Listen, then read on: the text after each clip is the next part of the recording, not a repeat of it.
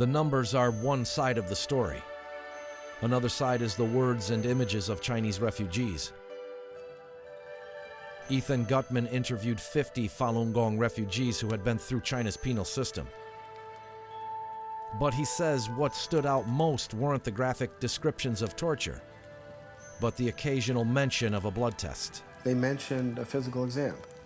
And one of them mentioned a physical exam that was she mentioned it, she was going to go on with her story. She wanted to talk about torture, she wanted to talk about her faith. But she started talking about this exam a little bit, and I asked her, well, what did they look at? And she said they looked at my eyes, among other things. They had shined a light in her eye, clearly, examining the health of the cornea. But they didn't do this. There was no peripheral vision test. There was no no light, nothing. No sense of actually checking brain function. It turned out that a lot of things hadn't happened. They didn't look at her genitals. They didn't look at anything. They didn't tap her knee to see if her reflexes were there. All they did was take blood tests, look at her eyes, feel around her kidneys, and do an electrocardiogram. I mean, and the blood tests were sizable, like 8 vials of blood. It became obvious after a series of these interviews this was definitely going on.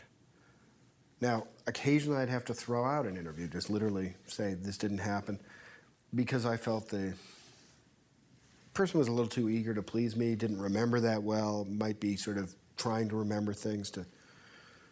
But most of these people didn't have any sense of where I was going with these questions. They honestly didn't. In fact, they always wanted to talk about something else. And I was always the one sort of bringing them back to this. First, I was taken to the Harbin Public Security Hospital. This public security hospital was a military hospital, especially for the examination of inmates on death row. After I was taken there, I saw many Falun Gong practitioners, all male, in very good physical conditions, who were undergoing exams there. So after we saw each other, we realized we knew each other, and the police immediately separated all of us. First, they examined my kidneys, testing my blood, examining my liver, skin, and eyes. After the examinations, they diagnosed that my body was diseased. Meanwhile, the World Organization to investigate the persecution of Falun Gong had organized teams to call Chinese hospitals. The callers posed as the relatives of patients needing transplants and asked the hospitals whether they could get organs from Falun Gong practitioners. They posted transcripts and recordings of their conversations online. But some critics suggested that the transcripts were not credible because of the secrecy surrounding the Chinese transplant industry. But in Phoenix TV's documentary, one doctor admitted that he had been interviewed. 他问我那边是不是用的是法轮功的那些器官，但是我告诉他，我说我并没有参与这方面的手术，不知道他们器官是怎么来的，这方面我没办法回答他。In the documentary, Dr. Liu is given only a transcript of the interview, not the original recording. But NTD obtained the sound of the original over 10-minute-long telephone conversation, in which Dr. Liu tells a very different story.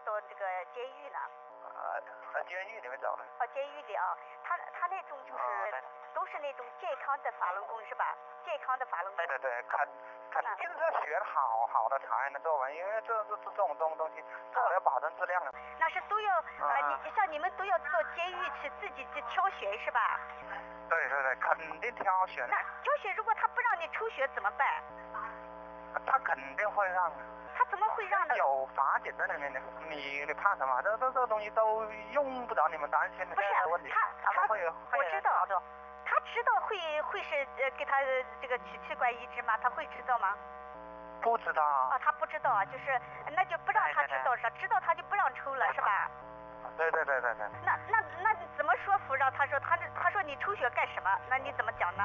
哎呀，这个他们会有办法，这个不是你当心的问题。